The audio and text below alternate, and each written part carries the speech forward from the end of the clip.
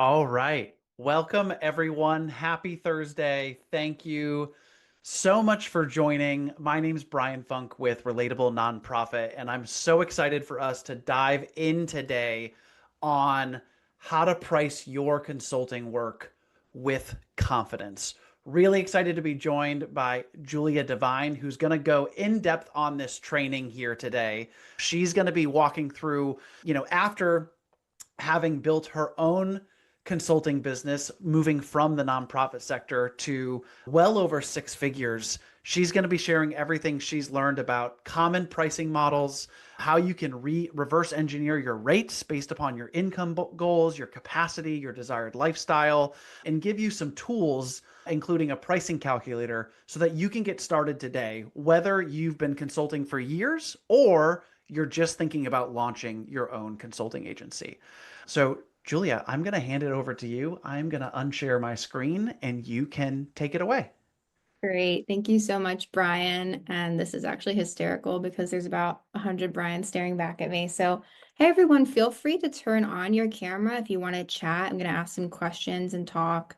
A super casual session. So then I'll know that you're not all Brian. And you can feel free to rename yourselves as well. If you just click on participants and then click next to your name more, you'd be able to rename yourself there. So just a quick tip. I'm always logging in with my wrong account.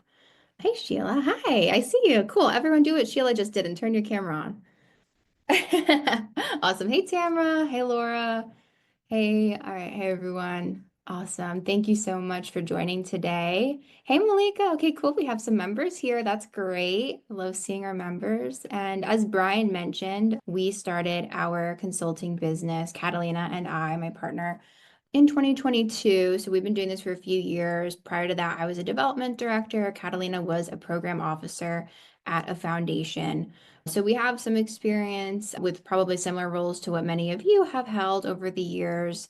And when we started our business, in February of 2022, we worked for several years with nonprofits doing a variety of things. CRM database work was a lot of what we did. That's how we actually connected with Tamara and Brian here, who previously worked with Virtuous, if any of you are familiar with that database. So that's what we were doing. And then, of course, in the last 18 months or so, we launched the Relatable Nonprofit Mentorship Program because so many of our friends and colleagues and coworkers in the space were curious how we had built our business and wanted to do it too. So that we will talk about a little bit more later. As far as the training today, this is one of my favorite things to teach. It is one of the most important things to learn, whether you're already consulting or this is something you're considering.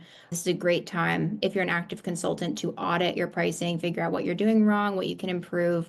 And if you haven't started yet, this is the right way to, hit the ground running and not start your business undercharging or getting into some of the issues that we commonly see. So I hope this is super helpful for you all. I'm going to actually drop the calculator that I built for our business that I use to price all of our projects and hourly rates and things like that. So you're going to use what we use to build our business, and I hope that you find it very valuable.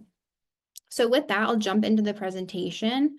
How to price your consulting work with confidence. We're going to be setting profitable, sustainable pricing and earning what we're worth, which is what we all hope for in our careers.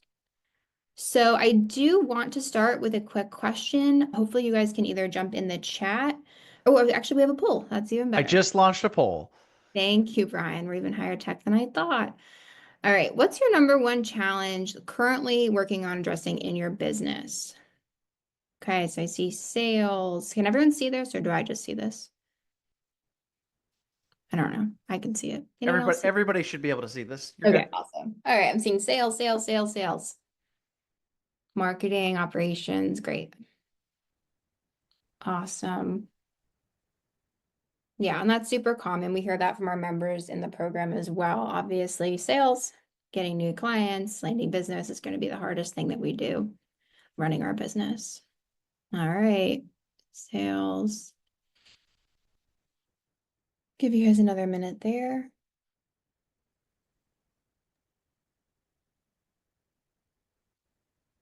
All right, are we good? Do I hit end poll, Brian? I got you. Got me, cool. All right, so sales. And I want to follow up on that. Stop sharing this. Exit out, okay. All right, can I just X this away? Okay, cool. And then I want to ask more specifically, because obviously you're all saying sales, what is your biggest challenge around pricing? And there's a couple that we're going to talk about, but I'm curious if anyone just wants to drop in the chat or call out the biggest challenge that you're having around pricing right now in your business. Maybe Brian, you can just read a couple from the chat if we're getting any responses.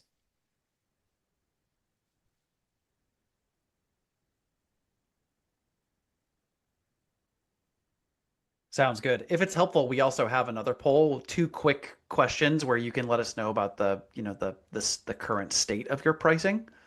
Great. That might help give us a sense on, where are you? Are you searching for price? Are you so ahead of the game that you're going to retire early? And what pricing models are you using? Great. Yeah. So that second poll just went live there. So what is the state of your pricing? Awesome. Jenny said balancing charging what my time is worth, with what nonprofits can actually afford. So aligning your value with nonprofit budgets, that's really powerful. Mm. Sheila's just getting her business off the ground, looking to learn how to frame her services. Sabrina, this is a good one. How to price engagements that are short term versus long term. Yeah, great. The other Brian Funk works with smaller nonprofits. Sorry for the tech snafu, folks. Budgets under $3 million, how to be appropriately paid for your work. So again, aligning value to budget. These are great. Pricing projects versus hourly rates, how to scale, how to scope them. These are Great. all great insights. Finding the right clients to afford. So finding some ideal client profile fit. That's great. Saying I actually love this. How to say no to great nonprofits that I want to help, but they don't have the revenue. I think there's a lot of power in saying no. These are great. Excellent. And then I'm seeing here on the poll, we're doing a lot of hourly and a lot of project, and then a couple of retainers and value-based. Okay, awesome. I'm gonna end that poll. Great. And Brian, do we have any more polls? Are we good there? There's one for later, but Okay, I'll be perfect. mindful about when to drop it. Thank you. All right, take it away.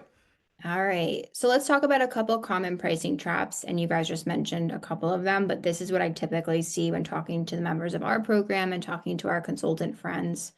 And this is a lot of what we experienced when we got started. So we were charging what felt fair. We'd talk to a nonprofit. I think this is the hardest part too, because you're working with nonprofits. A lot of them have excellent missions. A lot of them are strapped for cash, they're tight, and you want to make it work because you care about what they do. So you're saying, oh, I don't know, this feels fair. And you're not really basing it on anything. It's just your gut in the moment. So we really don't want to be doing any gut pricing. And that's a lot of what happens in the beginning. It's just, I don't know, $100, whatever. And that's really not a sustainable way to build a business. I've seen a lot of discounting based on org size. We tried this. We were offering in the beginning CRM setup and onboarding for smaller to medium-sized nonprofits and saying, oh, they're a small organization, so we're just going to charge less for that. And that does not work either, because it's the same amount of work that you're doing, whether it is, a $500,000 organization or a $3 million organization. That doesn't really connect back to how much time it's going to take you to do the job. So oftentimes that's another way to underprice and then end up doing a lot of work for free. Volunteering when you should be consulting. We did not do this, but I know a lot of people that do this. It's great to volunteer. That's excellent. It's a great use of your time. That is not the same thing as being in business. So I do want you all to be mindful of that volunteering or saying, oh yeah, I'll just do some work for free.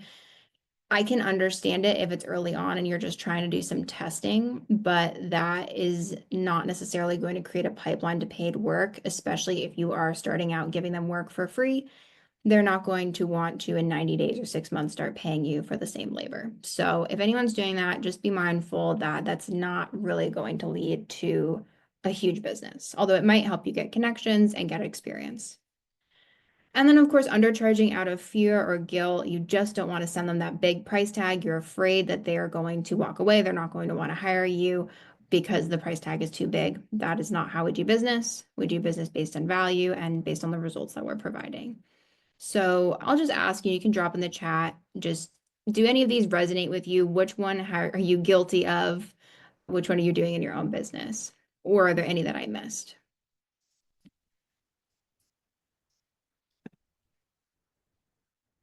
Jenny, you say all of the above.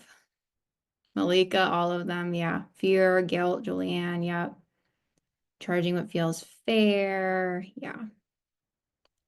Yeah, fear, a lot of fear. I mean, it's understandable too, especially when a lot of us are coming from a full-time role. It can feel really strange to start setting rates for certain tasks or certain projects that you do before you would just get paid, whether or not, the same price, whether you're running a huge project, just doing your day-to-day tasks, you're not really changing what you're getting paid. So consulting is different in that way. You can actually place a premium on something based on the results you can provide. So why does pricing feel so hard? Why is it so uncomfortable? And why does it lead you to feel frustrated and make you think, okay, maybe I shouldn't have become a consultant, or maybe this isn't for me? When you price because it feels fair, you end up resenting the work. You're doing more than you're being paid for. Okay. So you have that feeling of resentment. You're starting to hate that client. It's because you underpriced it. And Catalina and I did this with our second client. We loved them. They were great, but we really wanted that second client. And we were like 75 bucks an hour. And it was a disaster because she was asking us to do all kinds of work and we were making no money on it. So you don't want to be working for free or working where it's hardly covering your cost. Discounting or charging by org size, that's going to lead to burnout. Same effort but less pay. So you just did a project over here, creating a CRM, uploading it for $5,000, and then the next one you do the same amount of work, same amount of contacts, but it was $2,500. Doesn't make sense, but it's going to add up fast. So volunteering free work, that's going to lead to blurred boundaries. It starts out as a favor, and then it just becomes unpaid labor. And that's, again, not a business. So you're not going to be able to be scaling or growing or adding to your portfolio with volunteer clients.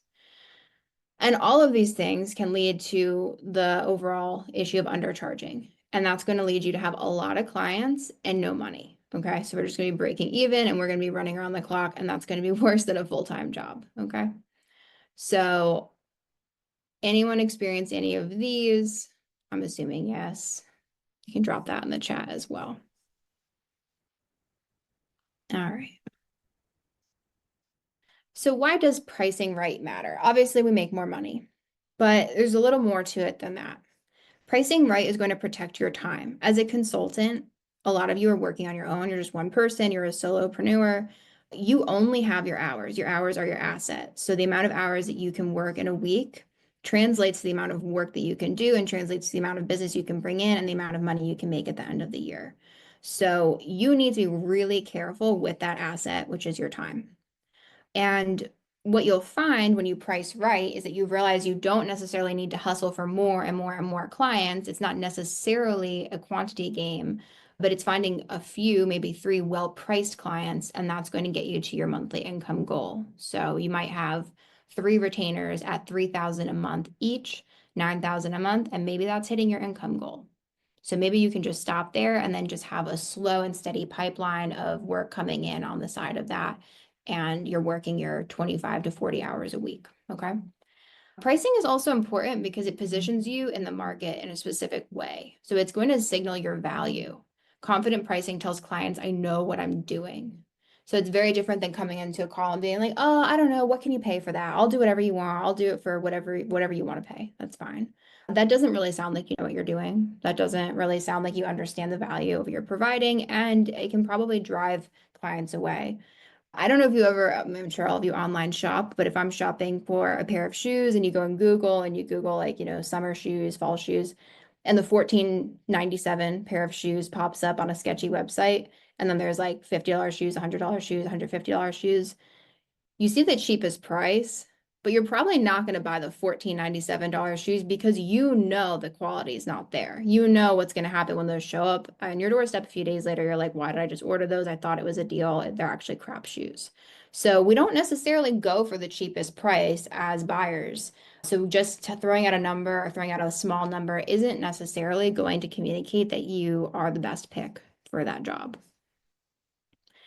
And pricing right matters because it's going to be the thing that funds your freedom and helps you build a business that you love. The right rate lets you take your weekends off, pay yourself well, and say no to work that isn't right for you, that you don't want to do. And that's a huge part. I hear it again and again and again from consultants that this is why they left their full-time role. They wanted to be able to say no and set their standards and work on the things that they love to do and they're really good at doing. So your rate is going to protect that time, protect those skills, and protect your value.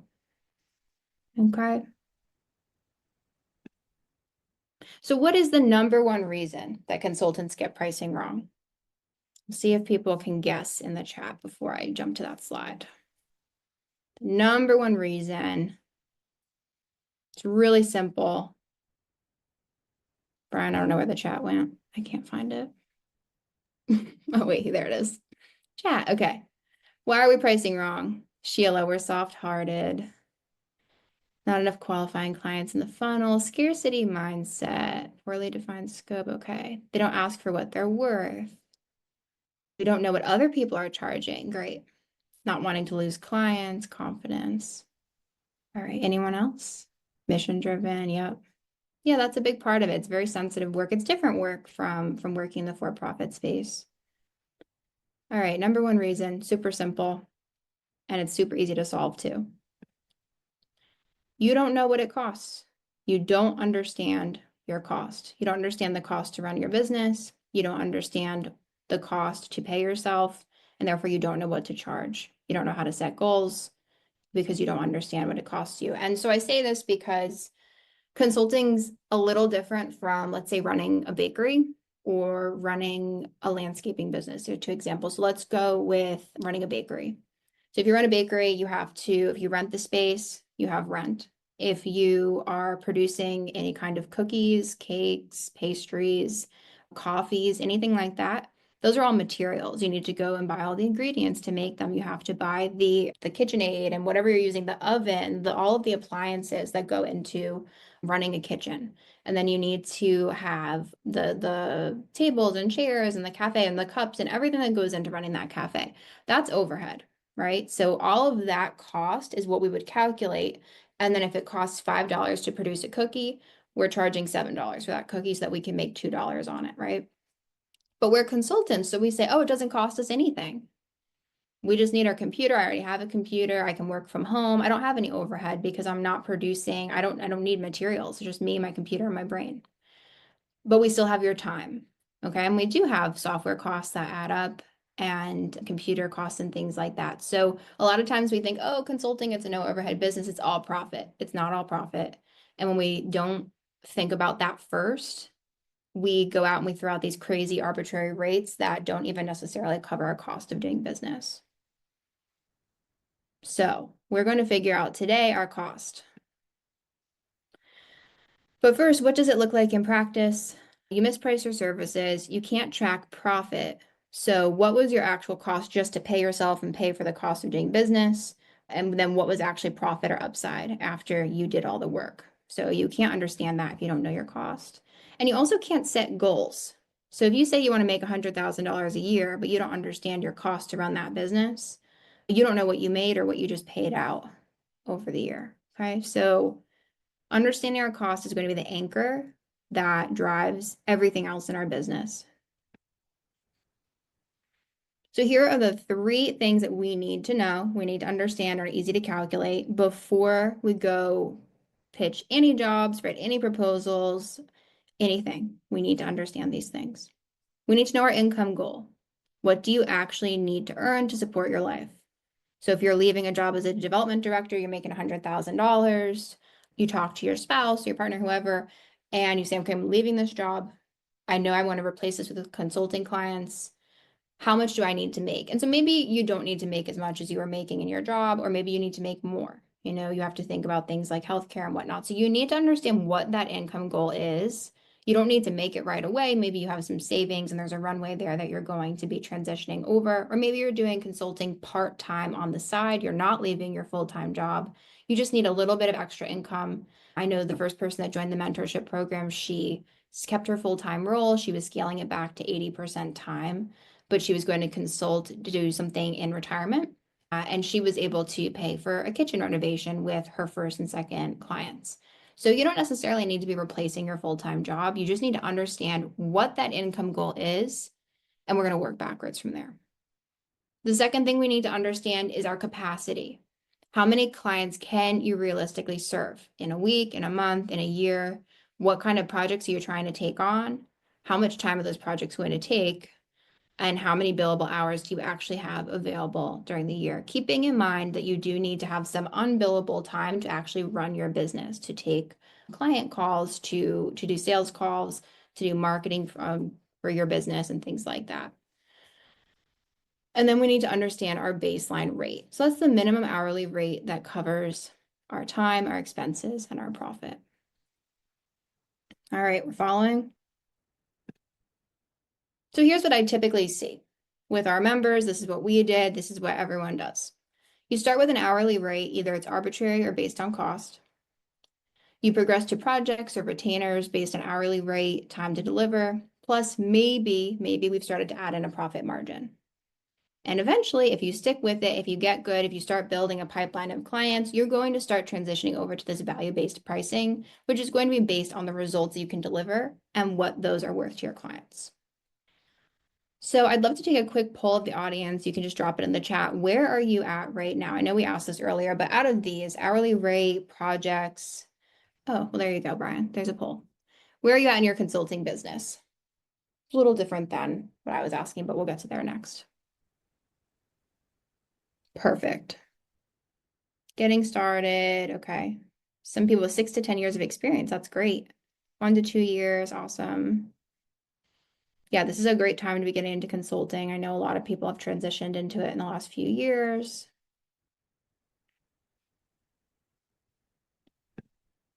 Great.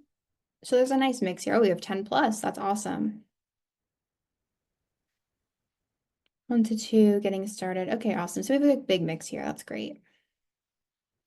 And then anyone in the chat just dropping in. Okay, I see some project-based values pricing. That's great. Anyone else, what you're doing right now to price?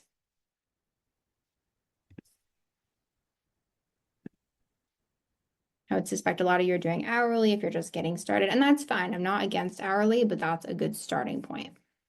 We don't want to stay there. Project and retainer, great. Okay. So here are the 3 different pricing models, and talk a little bit about the pros and cons that I see with each one. So hourly rate is great if you know what it is. If you can actually understand and say confidently, like, this is my rate, this covers my cost, and it incorporates some profit. That's awesome. It gives you some flexibility in the beginning, especially if it's hard to nail down what the scope of work is going to be.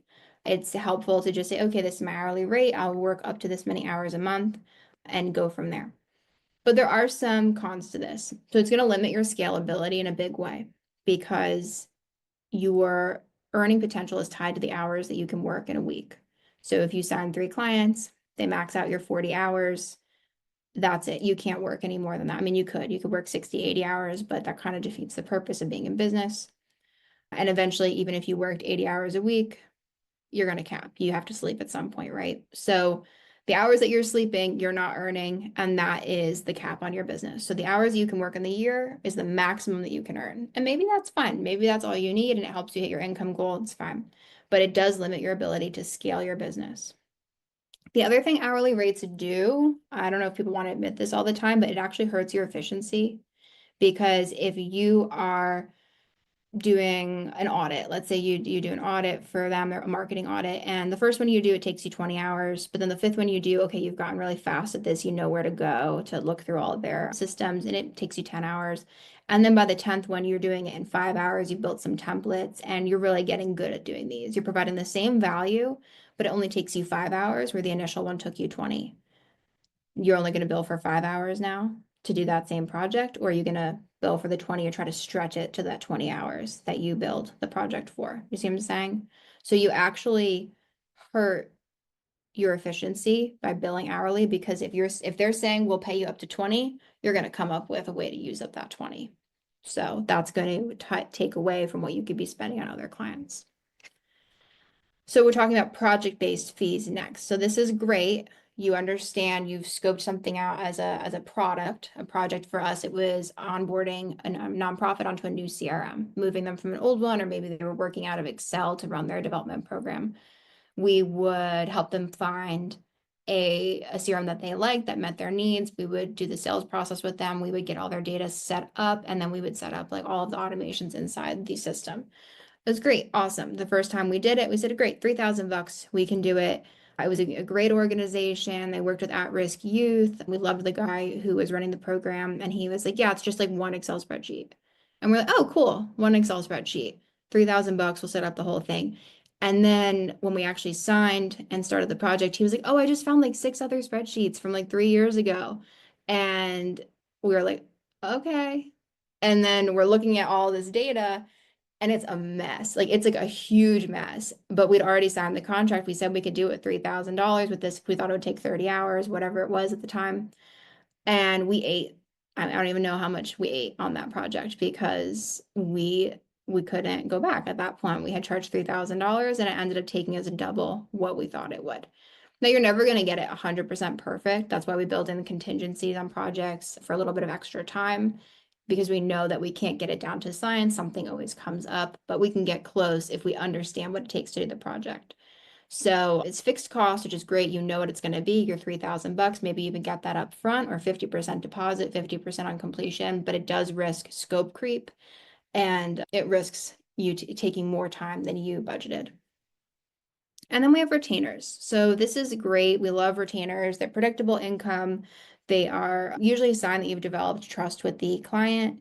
They want you there for the long term. You might be on a 6 month or a 12 month.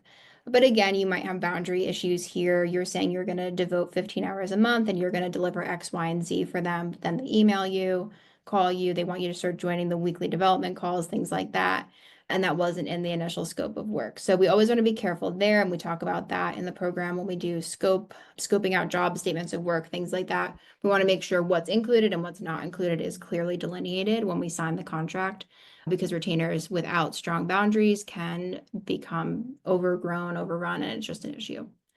There's also value-based pricing, so I'm not going to go into that today because it's a little more complicated, but we do teach this in the mentorship. We call it the floor to ceiling framework to determine value-based pricing. This is going to be tied to outcomes, but it requires strong positioning, really understanding what it takes to deliver, and really understanding the results you can provide. So usually you can start doing this kind of pricing once you've done enough jobs to understand the consistent results you're able to provide. So maybe you're able to increase someone's development budget by 10%. Maybe you're able to cut down time with automations by a certain amount of percent. So once you can understand how you're addressing pain points and providing that value to clients, we can start basing it on what it's worth rather than your hours or time. All right, so that's a lot of information. Any questions there before I jump into actually how we find our hourly rate? I thought I saw something just pop up. Okay, and Brian just dropped a link here about the mentorship. If anyone's interested in that, great. Okay, so those are our rates. Those are how we can price different options for pricing. But we can't do any of that until we understand our hourly rate, right? Okay, so I want everyone know how to use Excel. If you don't, you should. I know it's like scary to some people, but Excel's just the best thing ever. So we're going to open up an Excel spreadsheet, okay? And you don't have to do this all now, but this is what you're going to start doing with your business going forward.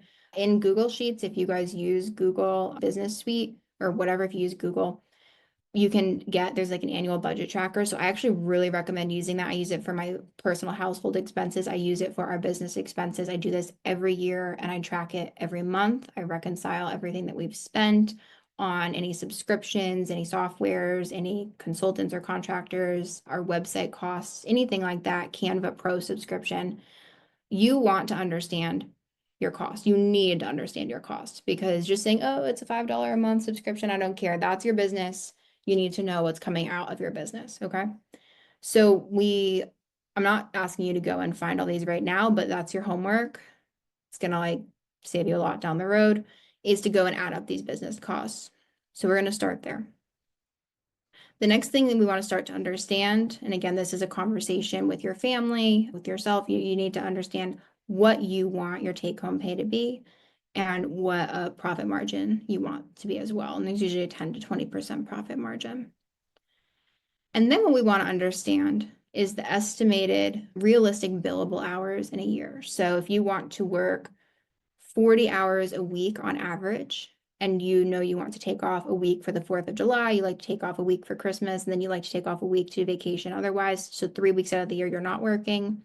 We're going to say 49 weeks out of the year, 40 hours a week. That's what you're working. But we know that we probably want to be spending like 10 hours a week on business development. So it's actually 30 hours a week billable. times the amount of weeks in the year. So I'm going to show you guys this in the calculator in a second. But these are the things that if we're not thinking about already, we need to be having some honest conversations with ourselves and coming up with what these numbers are. Okay? And maybe they're not as much as you think. I'm not saying your business cost is high. It may just be a few thousand a year, but we need to know. Okay. So that's how we determine hourly rate. We're going to do that with the calculator in a sec. The second thing is estimating project costs. That's the other thing we're going to do today. Pricing retainer is more or less the same. You would just use that project fee on a monthly basis. So I'm just calling this project pricing. But we would break the project into phases or tasks. So it's always important to understand what we're offering before, we're not just saying, oh, we're going to raise you money. We need to explain how we're going to do it, what we're going to do, the timeline we're going to do it on, and how many hours that's going to take. So we break that project into phases and tasks. We're going to estimate the time required for each. We're going to calculate the direct cost. So any software that we're going to use, any subcontractors, any travel, and then we're going to add a profit margin. Okay. So these are the two ways how to find the hourly rate and how to find our project cost. And I have something in the chat here. Should your pricing adjust if you're newer to consulting? Any considerations around that? So no, not necessarily, no. And do you incorporate travel costs into the project or charge for travel on top? I don't think that it makes much of a difference. You can put it in there. It's really going to be how you present it to the client. So if you know there's going to be one time that you have to go to their office and meet them, then you can put that as a line item. It'll be variable, obviously, based on what the plane tickets are going to cost or the hotel or anything like that. So you might work that out with them separately, but you can put that in there as like a range of what that'll cost and say that you'll bill it at the time. Okay. We are going to jump into our calculator now, okay? So I'm going to stop sharing my screen. And I'm going to drop you guys the link for the calculator. If you're afraid of math, I oh, gotcha. oh, you got it? Okay, great. It says consultant pricing calculator, make a copy, right, Brian? Oh, I just sent the link to the website. So if you have a different link, send Yeah, that yeah, along. yeah. Okay. All Sorry right. about that. No, no, no, no, it's fine. Yeah, the website one should be fine, but I'll just drop this anyway.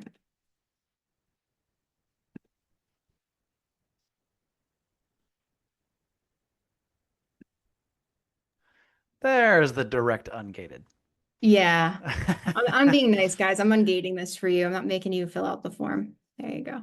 Okay. All right, so everyone make a copy. This is a view only so that you're not all plugging your numbers into the same form, but everyone should be able to copy it and then you'll be able to edit it. All right. So we're going to start with the hourly rate estimator. I'm okay on time, right, Brian? All right. Yeah. Can you share your screen? Yes, I can.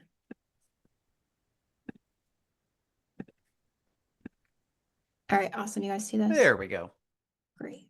So let me move. All right, so the hourly rate's here. Very simple. It's annual income goal plus profit margin divided by billable hours per year. See my note? Don't touch the green, okay? You're gonna ruin the whole thing. Just touch the white. All right, so we're gonna start here. I have some fake numbers in here. Take them out. So total annual business costs. So some costs, you guys are going to have to add that up on your own time, but if you have it handy, it's going to be things like professional business insurance, which I recommend that everyone has. Any accounting, if you pay for an accountant to help you run your business, registering your business, paying out an admin. We have an admin who works with us on a monthly basis. We have our website, the hosting the domain. We have an IT person that manages the back end of our business.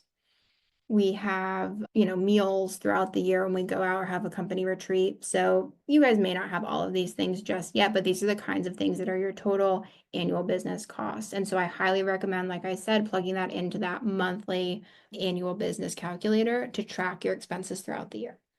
So let's say that your business, everything added up, minus your salary, not doing your salary, is $15,000. All right, now billable hours per week, we want to work a 40-hour week. We're going to subtract 10 out of that for just business development purposes. You can leave it in if you want and just offload that cost onto the client. But let's just say we're going to do 30 hours of billable a week. And we really don't want to work. We want to be able to take at least a month's vacation, adding up holidays and things like that. So we're going to do 48-hour work weeks per year. So that puts our total billable hours at 1,440.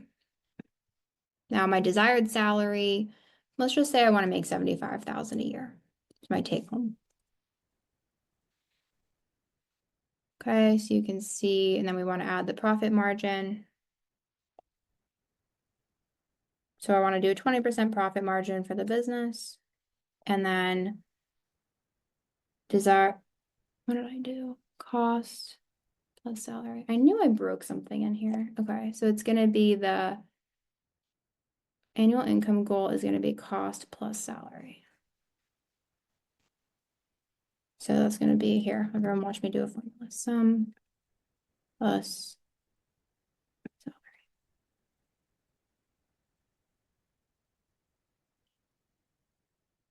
And then we have our hourly rate. I'm doing the math in my head. I was messing with this right before I got on here. So here's the formula. So it's 75. So if I want to make 100,000 a year,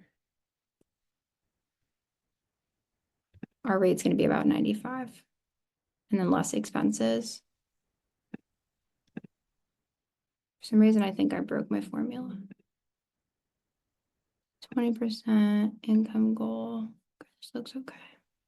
And do 40 hours. All right. I'm going to audit that after this and make sure that I didn't break my formula, but you'll see that your rate comes out here. And if there is something wrong with my spreadsheet, I'm going to send you all an updated one after this call. But anyway, it will work and it will come out with a rate right here. So that rate's going to populate over here on the price on the project. So then we go into what the project is and how we price it. And it's going to be the same thing. It's going to be super simple. We're literally just going to plug in tasks. So if it's CRM setup, we're going to put CRM setup.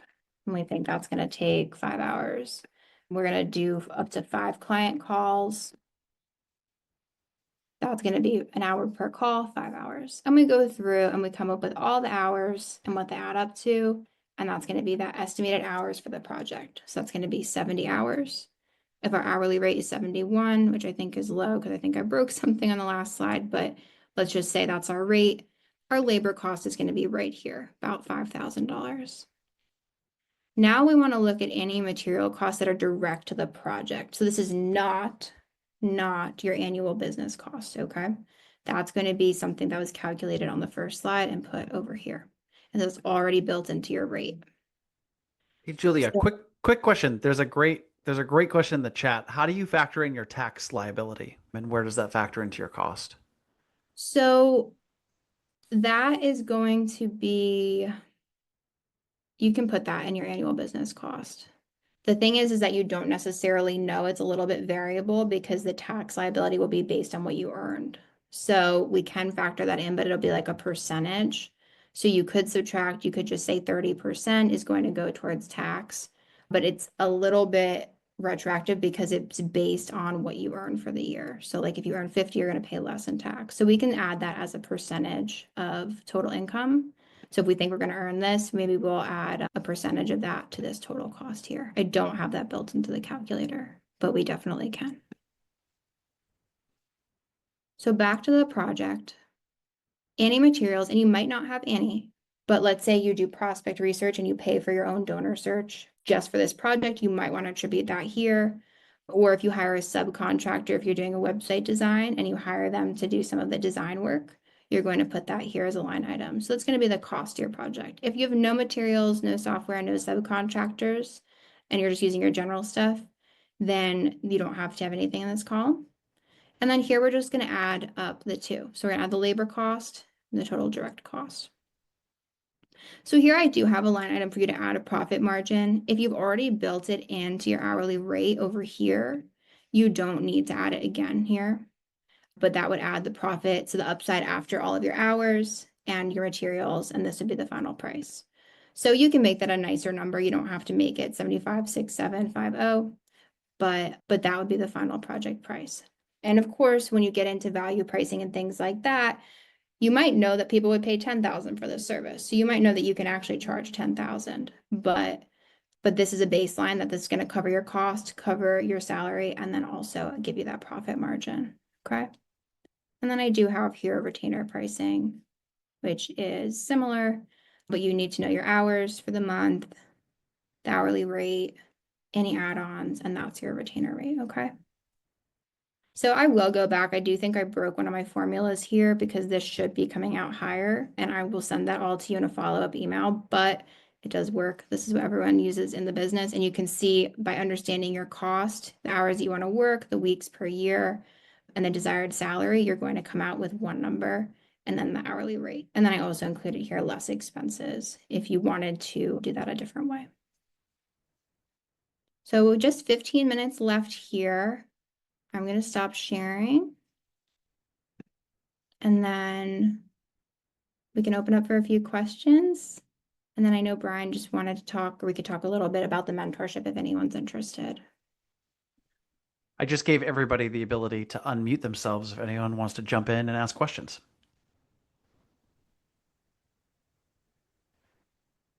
It looks like there is a question in the chat. To compare desired annual salary to what you should aim for, use what you'd make at a regular job and add all the benefits. Oh, this is just a great suggestion. So adding 30 to 40% to the salary of a W-2 role. It's great. Absolutely. Sheila? Yeah, I was wondering something when I'm putting like the business together, sometimes it's advertised to have like insurance. And I was just wondering if that is something to, I know this is really goofy, but just take into consideration. Is that a valuable thing to invest in when you're starting out in your business? Or like what, that's something I've been thinking about in consideration with the operational costs, especially with consulting work. I'm always going to say yes to that as a business cost. It's one of the more expensive things for a consultant to pay for. The reason I say yes, particularly if you are a fundraiser and you're dealing with donor data or CRMs or anything like that, you are opening yourself up to some liability if you broke their donation page and they couldn't make any donations on their website for a month, you might have lost them a lot of money. So it's professional liability. You do have to take workers' comp. Yeah, you do have to. So I think we pay 1,200 a year for ours. I do recommend getting it right at the beginning. Maybe not. Maybe you can be additionally insured by the nonprofit. Sometimes they'll do that. But I have had nonprofits ask for our certificate of insurance. So not all of them will, because not all of them know to ask for something like that, but it is a good business practice. I would say yes. Any providers that you recommend? No, I mean, Hard to say. I could come up with the one that, I mean, I have ours. I could provide it to you, but I haven't actually vetted any. But we definitely can vet that for you. Anyone? Awesome. There was another one in the chat. How do you deal with invoicing for project-based or value pricing for clients Yeah. who are grant funding your services? Whoops, I just lost it in the chat. And their restricted grants require itemized billing, but you don't want to reveal an hourly rate on the invoices. Okay, wait, say that last part again. I can just pull this up. This is for clients who are funding you through grant funding, and because the grants are restricted, they require an itemized billing, but you don't want to reveal an hourly rate on the invoice.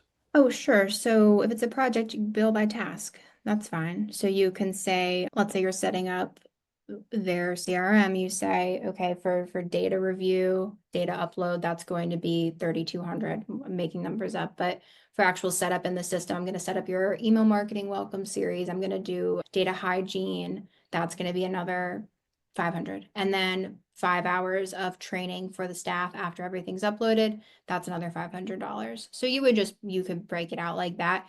But because you know the hours that it takes to complete all of those tasks, that's going to be multiplied by your hourly rate.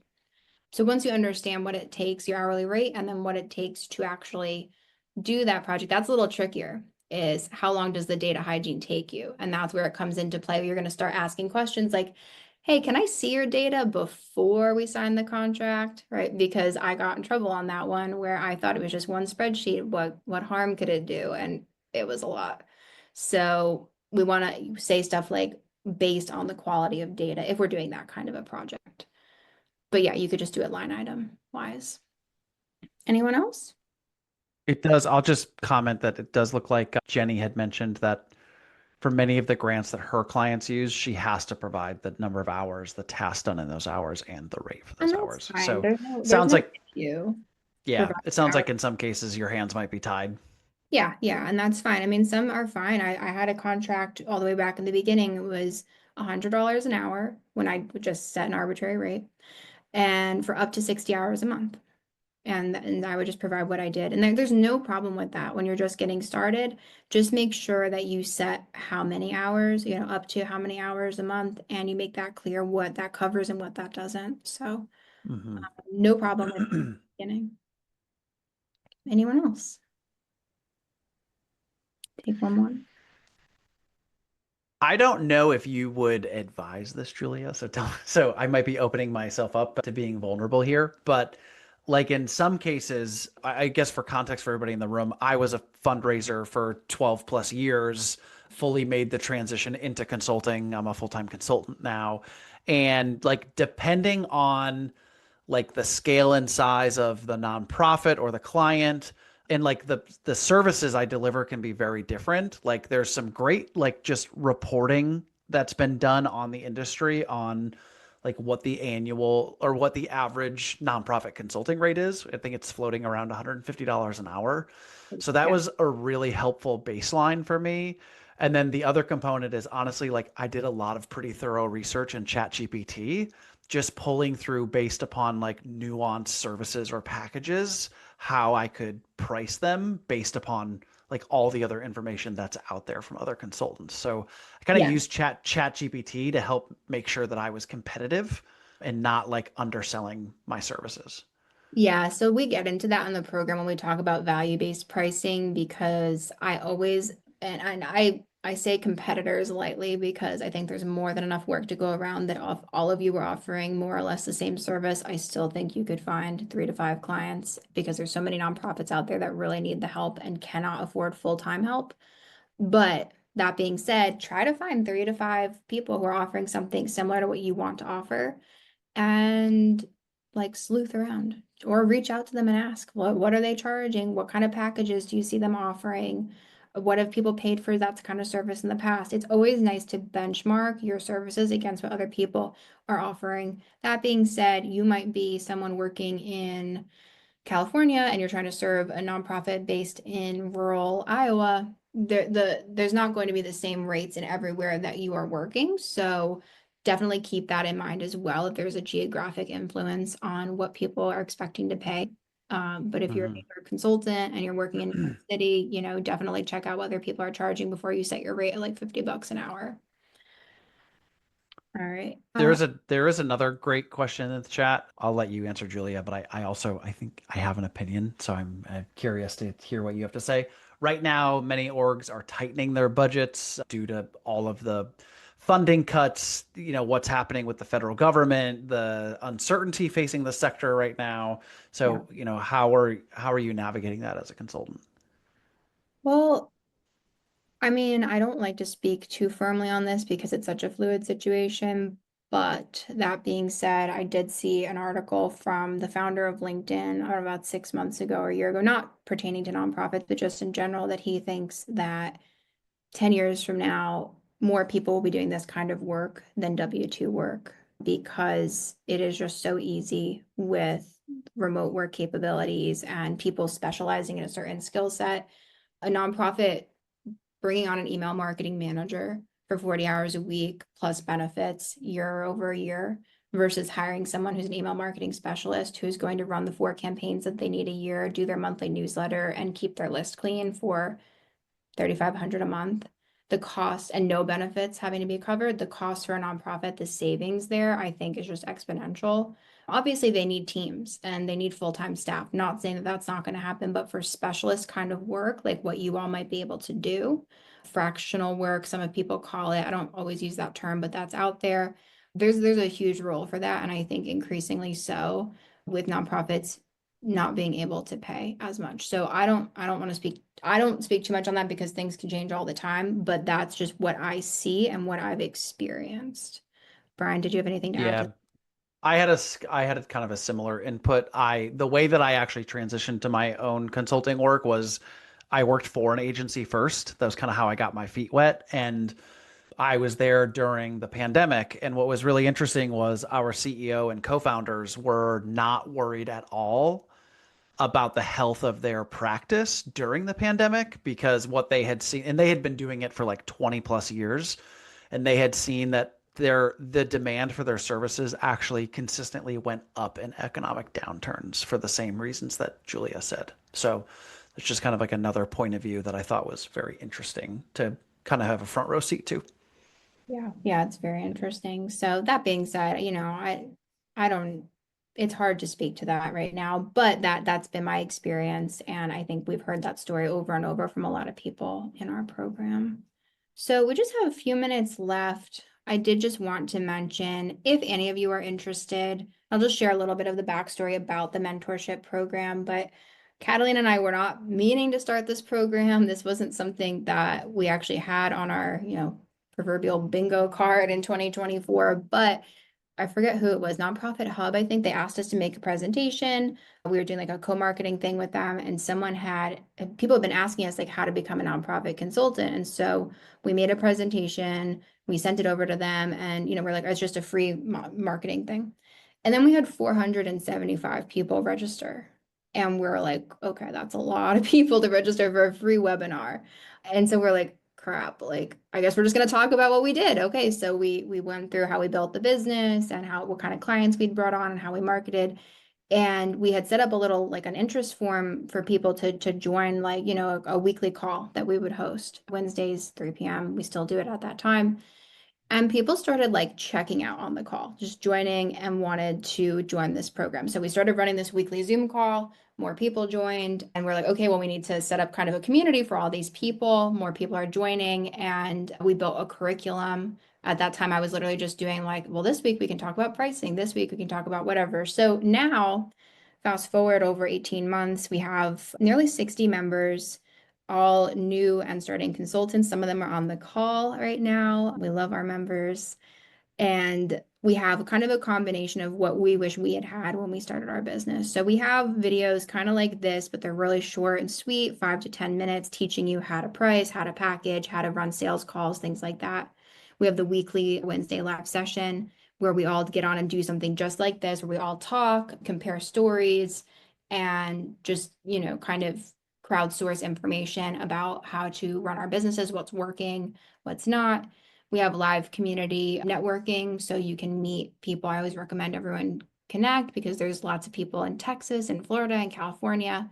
So they connect and they collaborate, which is really cool too if you guys are looking for partners to build your business with or outsource work to. And then I also offer one-on-one sessions. So 30 minutes a week you can book with me. I have office hours open just to chat about your business and help you go over things like pitch decks and client work, and just anything you really need to feel supported in your business. So I just wanted to share this if anyone is interested. 71% of people in the program do land their first client within 60 days if they're new. 2,500 was the average value of projects that were won by our members. We just took a survey of them a few weeks ago, and 91% did report high confidence to grow their business from being in the program. So just a little bit about that. If you are interested, no pressure at all. It's not the right fit for everyone, but we do enroll about 10 people a month right now is what we're able to accept with our limited capacities. So Tamara here is on the call. Many of you have probably maybe chatted with her or seen her around. She's amazing, part of our business, but she hosts advisory calls with people who are interested and vets them before they join. So there's a QR code here if you want to chat with her. And we'd love to have you in the program if you're interested. So that's that. Brian or Tamara, anything to add? Yeah, I was just going to say, Allison just saw your comment in the chat, and Tamara can follow up with you. She is our internal advisor who can share more information with you. So I just dropped her booking link, but she'll also follow up with you as well. And I just want to say thanks to everyone that came out today. We know that your time is extremely precious. Hopefully this session was valuable. That's always our intention, to lead with value and give you something that you can take away and utilize to help continue to build, grow, or start your own business. And if you need help, if you need support, you need resources, we're here. And we'll also follow up via email after with a link back to the pricing calculator. We'll provide the session on demand if you ever want to go back, and also just summarize some key takeaways and additional resources. So we'll be in touch, and let us know how we can continue to help, and we're cheering you on. Yeah, thank you so much, guys. Talk soon and hope to see some of you in the program. Thanks, everyone. Bye.